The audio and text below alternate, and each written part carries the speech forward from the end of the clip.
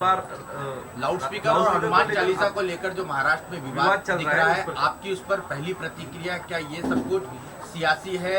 आपको लगता है कि अपना अस्तित्व बचाने के लिए राज ठाकरे को इस तरह का हथकंडा अपनाना पड़ रहा है? और औरंगाबाद में रैली के पीछे का मकसद क्या है, आप क्या देखते हैं? देखिए,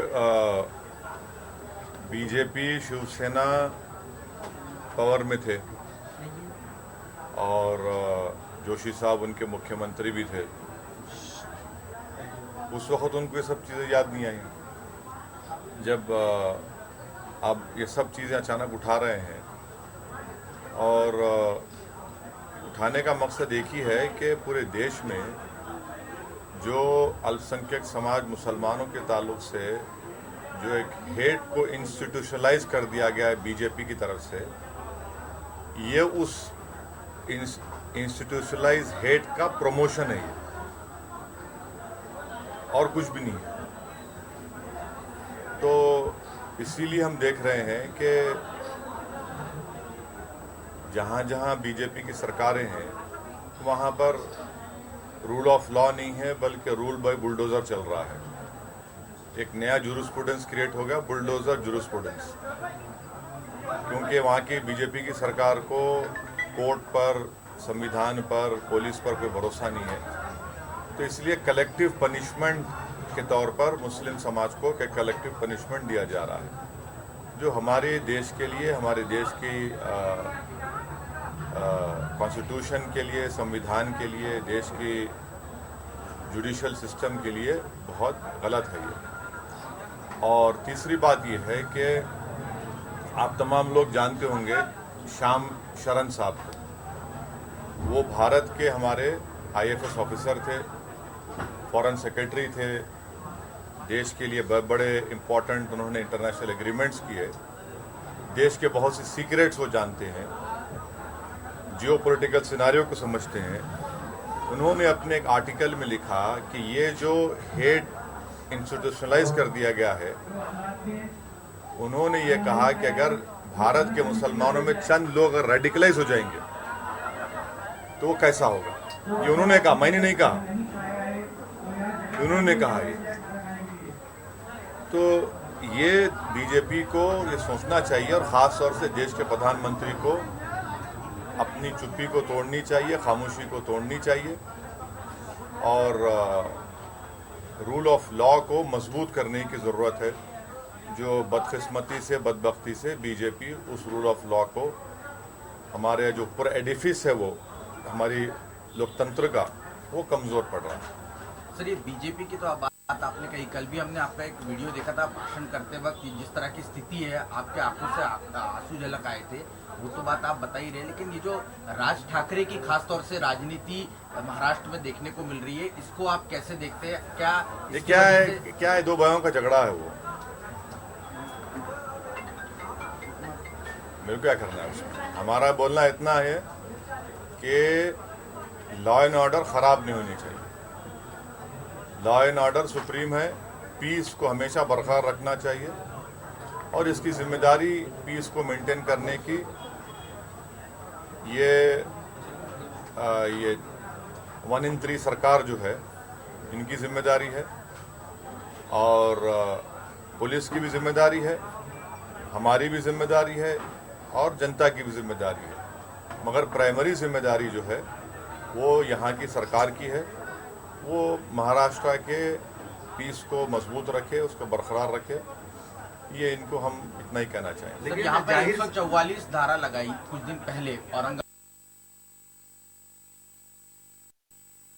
में, और उसके बाद इस तरह की राजनीतिक रैली को इजाजत दी जाती है। दोहरे मापदंड पुलिस प्रशासन या सरकार के आपको लग रहा है कि एक तरफ कहा जाता है कि दंगे भड़क जाएंगे और दूसरी तरफ इस तरह की रैली की इजाजत दी जाती है? आप बोलिए इस बात में, तो आपका लोकल क्वेश्चन है। बेसिकली हम तो यही मानते हैं कि शहर के बीचों बीच जो रैली की परमिशन दी गई है, हमको कोई ऑब्जेक्शन नहीं था अगर किसी दूसरी जगह के ऊपर बहुत सारे सुझाव आए थे।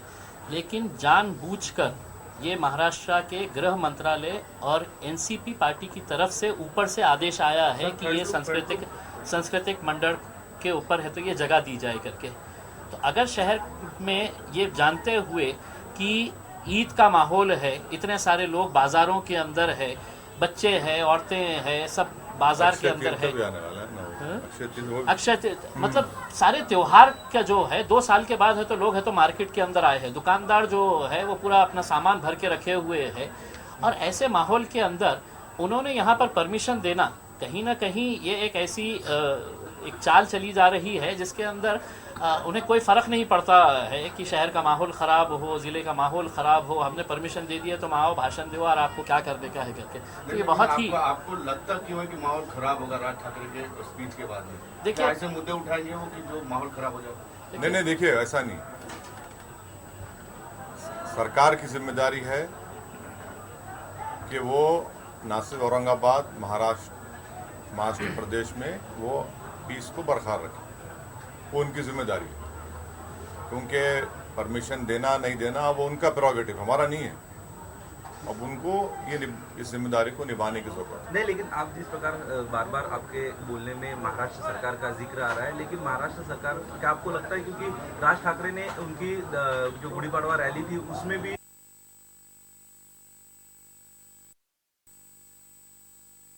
लाउड स्पीकर के बारे में जाहिर तौर पर बात की, जिससे 2 गुटों में हिंसा हो सकती है, साथ ही साथ उत्तर सभा करके ठाना में ली थी उसमें भी ली है, तो आपको फिर भी महाराष्ट्र सरकार से उम्मीद लग रही है क्या इस मामले में? तो आपको लगता है उसी वक्त एक्शन लेनी चाहिए थी, ऐसा लगता है, या आप मांग करना चाहोगे? हमारा मानना ये है और हमारा डिमांड ये है कि आप अगर किसी को परमिशन देते हैं तो आपको ये देखना ज़रूरी है कि जहाँ भी आप परमिशन दे रहे हैं वहाँ पर लॉ एंड ऑर्डर मेंटेन रहे, कोई ब्रीच ऑफ पीस ना हो। ये उनकी जिम्मेदारी है और हम उम्मीद करते हैं कि वो इस जिम्मेदारी को निभाएंगे। सर, इसमें एक बात देखी गई है कि भाजपा का हिंदुत्व खराब बताने के लिए उनको मुसलमानों पर अटैक करना पड़ा। क्या फिर से बोलिए? भाजपा को उनका हिंदुत्व सही है बताने के लिए उनको मुस्लिम पे अटैक करना पड़ा, फिर बाद में शिवसेना आई, उन्होंने वही नीति दोहराई, अभी मन से भी आकर वही कर दिया। कल जलील साहब से मैंने यही सवाल पूछा था तो उन्होंने बताया कि किसी को अपना हिंदुत्व अगर बताना सही है तो मुस्लिम कम्युनिटी को पंचिंग बैग बनना पड़ेगा। क्या बनना पड़ेगा? सॉफ्ट टारगेट बना के है तो ये नहीं, किसी माइका लाल में हिम्मत नहीं है कि हमारे को पंचिंग बैग बना सके, याद रख लो आप।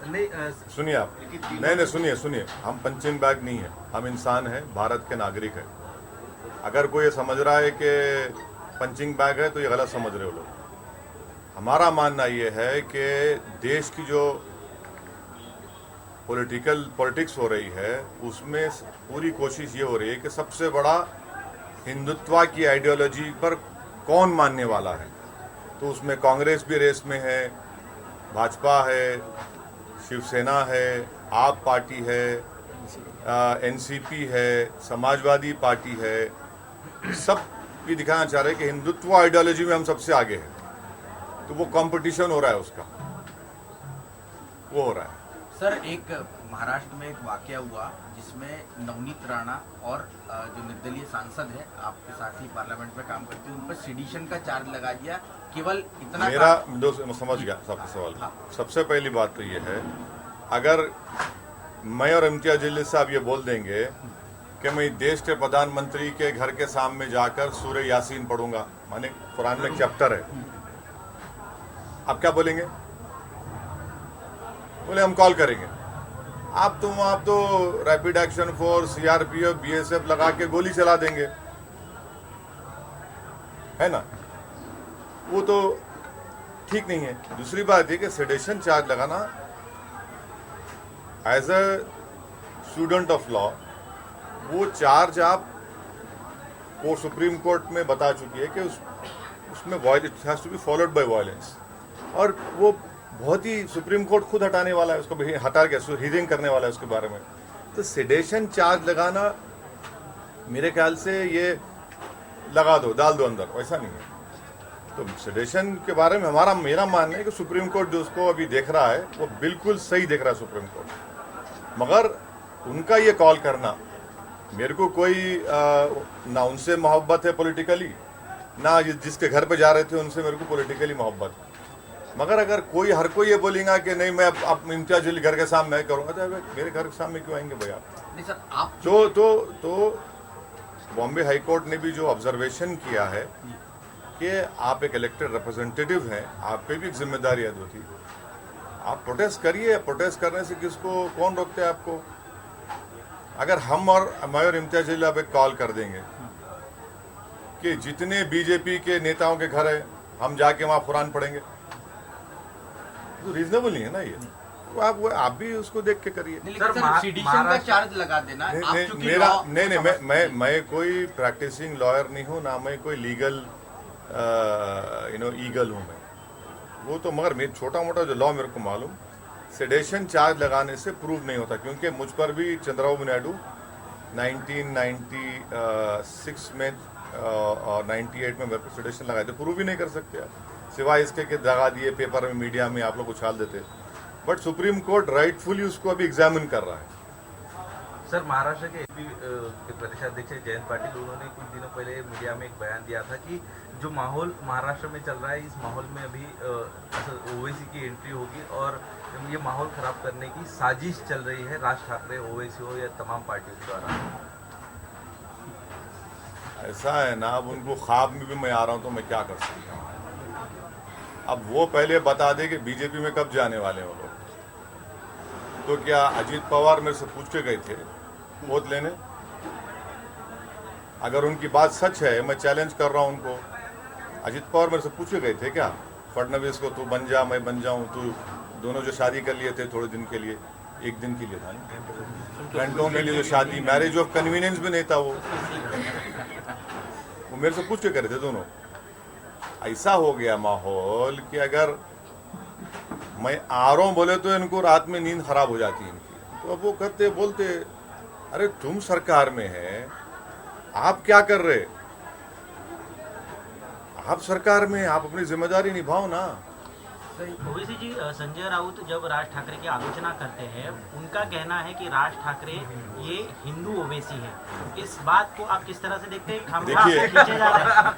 अब देखिए ना, मेरे बाप का नाम ओवैसी है, अब्बा का नाम ओवैसी है। अब संजय राउत ऐसा क्यों बोल रहे मेरे को नहीं मालूम। उनको नहीं बोलना चाहिए ऐसा, उनको ऐसा नहीं बोलना चाहिए। मैं इतना ही कहूंगा, उनको ऐसा नहीं बोलना चाहिए संजय राउत। ऐसा है ना, संजय राउत तो उस घराने से ताल्लुक है उनका, वो जिम्मेदार आदमी है। अब संजय राउत अगर अपने लीडर के घर का फ्रस्ट्रेशन मेरे पे क्यों निकाला? मेरे को उससे क्या करना है? वो भाई भाई का झगड़ा है ना, तुम बिठा के मिला दो उन लोगों को। अरे ओवैसी ओवैसी ये सब क्या, तुम क्या जो तुम बीजेपी के साथ इतने साल जो हनीमून मनाए वो क्या था? मोदी को वोट दो बोले आप 2014 में 19 में, वो क्या था? तुम तो 370 पे साथ दिए। तो ये बकवास है ये, और क्या है? अब तो हालात ऐसे हैं सर, कि ये जो 2000 जो मस्जिदों से लाउडस्पीकर हटाने का मुद्दा है, आपका उस पर क्या व्यू है? देखिए हमारा मानना ये है ना कि आप क्या करने वाले हैं। मैं मुख्यमंत्री हूं क्या? जिस दिन इम्तियाज जलील मुख्यमंत्री बन जाएंगे हम बता देंगे आपको क्या को अल्टीमेटम दिया तो क्या करते हम। ये तो सरकार को बताना है ना। लेकिन आपके कार्यकर्ताओं को आप क्या कहेंगे कि अगर हनुमान चालीसा बजाई जाती है सभी देखिए एक बात है, हम पीस और अमन को मजबूत करो बोल रहे हैं, मगर आप जैसा बोल रहे हैं हम पंचिंग बैग नहीं है, हम पंचिंग बैग नहीं है। सर, बात मुसलमानों के सॉफ्ट कॉर्नर करने की हो रही है। हाँ, बात मुसलमानों के सॉफ्ट कॉर्नर हम बता रहे हैं, सॉफ्ट टारगेट किया जा रहा है। इसी बीच में बीजेपी ने एक और एलिगेशन लगाया है कि जो गोरखपुर कांड में जो अब्बासी हैं वो आईसीएस के लोगों से सोशल मीडिया के जरिए बातचीत करते थे और कई सारे ऐसे प्लान्स को भी वो ऑनलाइन सर्च करते थे। तो ये भी एक मुसलमान व्यक्ति भी क्यों है? ये अब्बासी भी एक मुसलमान व्यक्ति ही है और वो आईसीएस से कनेक्टेड था। तो एक बार दोबारा आज आपको मालूम आज क्या हुआ? कल अयोध्या में क्या हुआ? मुसलमानों की नमाज की टोपी पहनकर मुसलमानों की ही मस्जिद में ले जाकर सुअर का गोश्त फेंके और पकड़े गए। कौन था? वो बजरंग दल के ऑर्गेनाइजेशन से था। कौन थे भाई ये लोग? जहां तक सवाल टेररिज्म का है तो फिर ये इखलाक को, पीलू खान को, रकबर को मारने वाले कौन है भाई?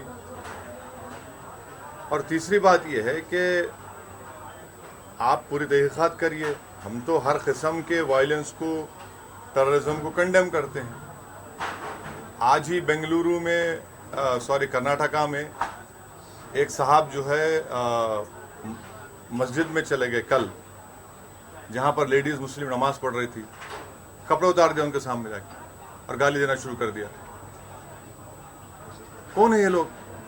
फिर रेडिकलाइज कौन कर रहा है इनको? मैं शुरू से कह रहा हूं रेडिकलाइजेशन हो रहा है। और मैं तो मेरे पे जो गोली चली, मेरी गाड़ी पे गोली चली, तो मैं किसी समाज को ब्लेम नहीं किया। मैं बोला वो रेडिकलाइज क्यों हुआ? आप रेडिकलाइजेशन पे रोको ना, उसको रोक लगाइए। रेडिकलाइजेशन पे रेडिकलाइज अगर कोई भी हो रहा है उसको रोक लगाइए। क्यों हो रहा है उसके आपको मालूम, मगर आप तो खामोश बैठे हुए हैं। सर 2019 में लोकसभा चुनाव ना लड़ते हुए भी जिस प्रकार ने राज ठाकरे ने एक अलग अंदाज में मोदी के खिलाफ प्रचार किया था, और अभी हालात ऐसे हैं कि नहीं मगर बी टीम में नहीं हम पूरा डील हम कर लेते। अब आप देखो, आप हम लड़के शिवसेना को हराए। हाँ, वो तकलीफ है संजय राउत को कि औरंगाबाद की हिंदू मुस्लिम दलित जनता ने शिवसेना को हरा दिया, तो वो उन गुस्सा मेरे पे कभी कभी निकाल लेते। सर आखिरी सवाल मेरा ये है, मेरी तरफ से आखिरी सवाल ये है कि फिर एक बार कल की सभा में हो सकता है कि औरंगाबाद का नाम संभाजी नगर किया जाए। इस मांग को आगे बढ़ाते हुए सरकार पर दबाव बनाएंगे। सर आपकी और सर की दोनों की प्रतिक्रिया चाहिए। बोलते यार क्या तुम इम्पोर्टेंस दे रहे थे लोगों को? आप लोग खामखा धूप में एक बात सुनिए क्यों इतना धूप में टाइम खराब कर रहे हैं आप? जाइए ना। इफ्तार का निमंत्रण दिया है राज ठाकरे जी को, क्या करना चाहिए, कैसा है, आपकी क्या भूमिका है उसमें? अब वो दावत दिए चुके हैं, वो दावत मेजबान आप है, पूछिए मेजबान से। लेकिन वो शादी को गए दूसरे, लेकिन हाँ? दावत उन्होंने ली नहीं, शादी को गए। भागवत करार बीजेपी नेता के घर पे शादी के लिए जाने को था राज ठाकरे को, लेकिन यहाँ अच्छा है भाई, अच्छा नहीं आए तो अच्छा है। तेज गेंदबाज आप हो, लेकिन इम्तियाजी गुगली डाल दिया ऐसा। हाँ सर इस वैसा है ना, वो आप ही की बिरादरी से आए तो उनको गोली डालना अच्छा आता। सर इस मुल्क में यक्सा सिविल कोड नाफिज करने की बात की है। देखिए एक बात सुनिए, यक्सा सिविल कोड को इस देश की जरूरत नहीं है। हमको आप ये बताइए, आज बीजेपी अमित शाह साहब ये सब बोल रहे हैं, आपको मालूम गोवा में जो सिविल कोड है, कैसा सिविल कोड है? अगर गोवा में कोई हमारा हिंदू भाई शादी करता है और उसकी वाइफ की उम्र 25 और 30 साल की हो जाती, उसको बेटा नहीं हुआ तो सेकंड मैरिज कर सकता है वो। अब इस पर क्या बोलेंगे बीजेपी वाले? सरकार आपकी है वहां पर। कॉन्स्टिट्यूशन में पार्ट 4 है डायरेक्टिव प्रिंसिपल, उसमें आर्टिकल 47 पढ़ लो आप। प्रोहिबिशन लगाओ अल्कोहल के ऊपर, क्यों नहीं लगाते भैया? डायरेक्टिव प्रिंसिपल में लिखा हुआ है शायद आर्टिकल 38 में कि सबको इनकम जितना हो सके बराबर होनी चाहिए। कहाँ इनकम किधर है? देश की 90% दौलत देश के 10-15 पूंजीपति के पास है। फिर उसी से डायरेक्टिव प्रिंसिपल लिखा हुआ है कि इक्विटेबल डिस्ट्रीब्यूशन ऑफ रिसोर्सेज होना चाहिए। अरे कहाँ है भैया, कहाँ हो रहा है?